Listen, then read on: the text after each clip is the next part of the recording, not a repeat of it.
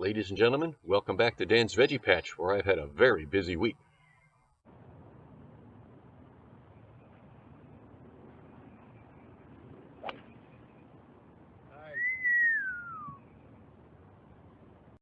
Did you hear the reaction from that shot? It was one of my best of the day. I'm going to show it to you again. At the end, take a look at what I do.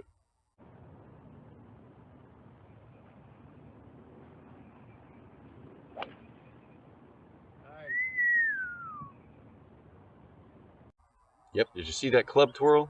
The hallmark when you know you've hit a good shot. I was playing in a charity golf tournament this past week. Always worthwhile to do that, even if you finish last, which we did. Anyway, on to this episode where things are looking up. We have some important testing to do in the garden, and when Mother Nature zigs, I have to zag. Let's get going.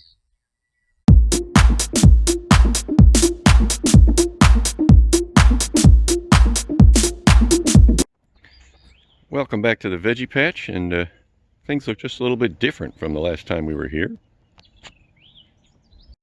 I've gone vertical. Now I probably should have put these in before I planted the squashes and the cucumbers and the beans, but I just couldn't wait. Now I had to get them going. So I planted them in first, and it wasn't a real big deal to work in around them anyway.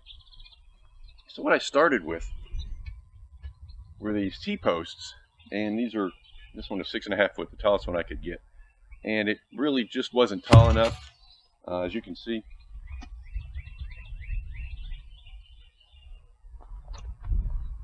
I wanted more height than just that for the beans and squashes and stuff.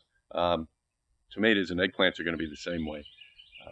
So what I decided to do was I took out a home equity loan, and with the proceeds I went and bought a dozen pressure treated 2x4s, 12-footers, cut them down just a bit, and started putting them up. You may have seen the picture on my Facebook page about hopping up on the ladder and ramming these back into the ground.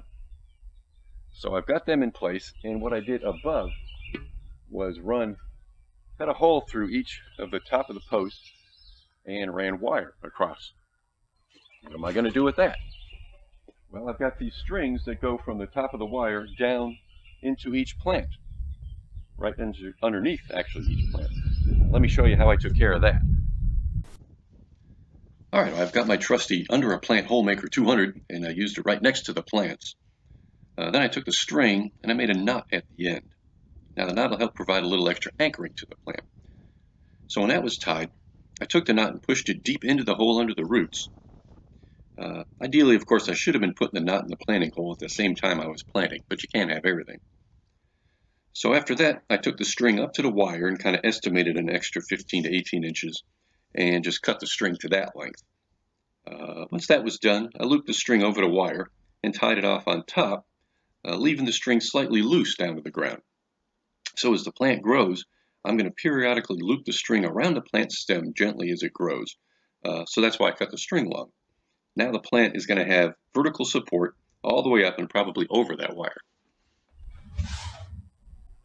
All right, now between the squash, and I did it between the cucumbers too for fun, I have planted nasturtiums for a couple of reasons. First reason is because they'll look nice when they come up. Second reason is they do repel some pests, and they actually act as attractants to pests that would otherwise be eating other crops. So I'm going to be doing that. These over here, I've put the yellow and orange nasturtiums. Over here on the squash, on this side, I've put, and they should be coming up in a couple of days, I put Empress of India red nasturtiums, which have been described as an Italian classic. Well, no, not an Italian classic, actually a Victorian classic. So we'll see how those come up in the near future. Let me take you for a walk along the lettuce row. It looks a little bit different than the last time we saw it. Things are coming up nicely. Now again, I'm growing 6 different varieties here to, of course, eat here, and also try to sell some in salad bowl bags, I guess.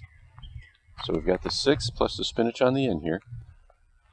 So it's all coming up nice. The spinach actually is really doing well out here. Did a whole lot better out here than when I started it in February. But before I sell it, of course, there's one more thing I have to do to make sure that the quality is right. I'd like a tasting. The first of the green varietals is green ice. Pleasing scent, pleasant color. Let's give it a try.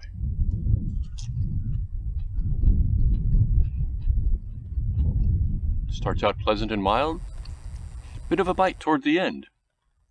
An enchanting beginning to the varietals here. Our next variety is a red. This is red velvet. Note the intense burgundy color.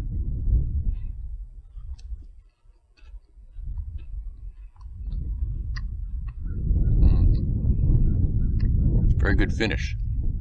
An excellent addition to any salad. Something big, bold. This variety is entitled Salad Bowl. Note the pleasing color and enticing ruffles.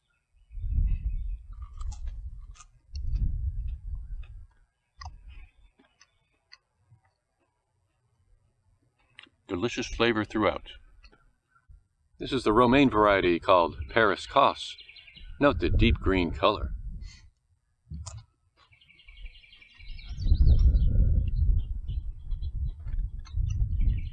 Oh, an excellent flavor, bit of a bite at the end. I consider it the rascal of the lettuce patch. This variety is called Buttercrunch. Note the rich green color and the playful curl in the leaf.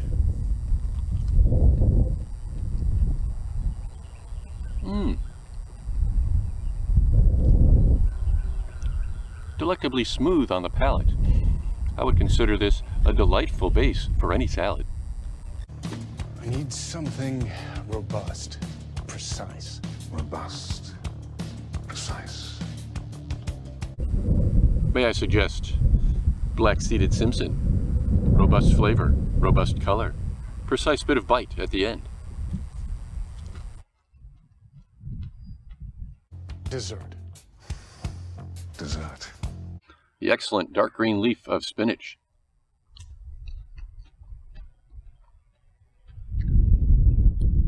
Excellent flavor. I can almost feel the vitamins coursing through my body. Quick update on what else is growing. I put in sweet potatoes. So I got a half a dozen sweet potato plants. I went ahead and bought some other cabbage plants because I didn't have enough in here, so I threw those in. Bought a few more broccoli plants as well, give them a boost as they go along. I've got the other ones planted right behind them. The other ones I had here, still a little small. So I might have an extended season with broccoli just because of that. Now, tomorrow I'm expecting 20+ mile-an-hour winds, so I will probably go ahead and cover up these new plantings of the sweet potatoes and the other cabbage and this broccoli, plus the lettuce. Cover them up just to make sure the wind doesn't beat them down too much. Well, it's the next day, and Mother Nature is going to be throwing me a curveball today, or tonight, really. We knew about the winds coming in, so I've covered up the new plantings that might get messed up by the wind and knocked over. But we're also going to be about a couple of degrees from freezing tonight and tomorrow night. I'm probably here in zone 7A, probably a good week and a half past the last average frost date, so I started planting my warm weather stuff already.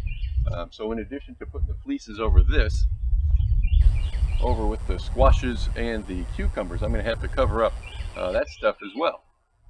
Okay, it's a few hours later, same day, and you can see I've taken the strings down from the squashes and the cucumbers and the beans back there and put the wire supports and the fleece over them, and I put the rocks down on the fleece just to keep it in place, and that'll stay in place through tonight and tomorrow night. I will take it off the day after tomorrow, weather permitting, and it looks like it's going to be fine from then on.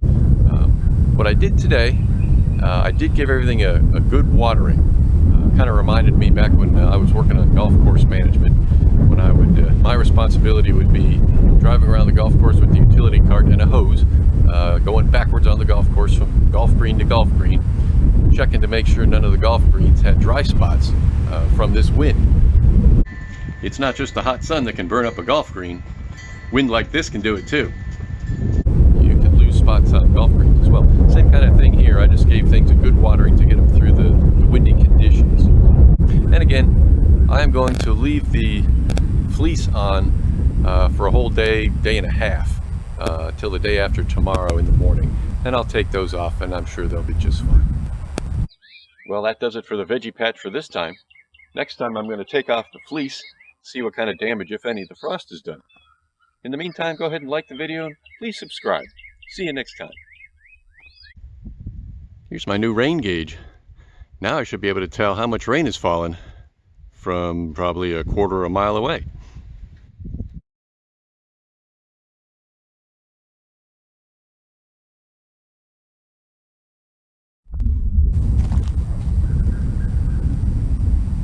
All right, you can see behind me, it's been a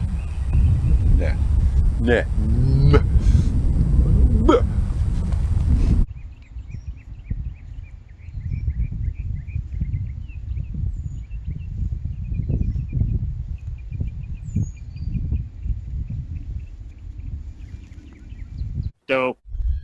Blah, blah, blah, blah. Okay, say it with me now. Fleece. It's easy. Even you can say it.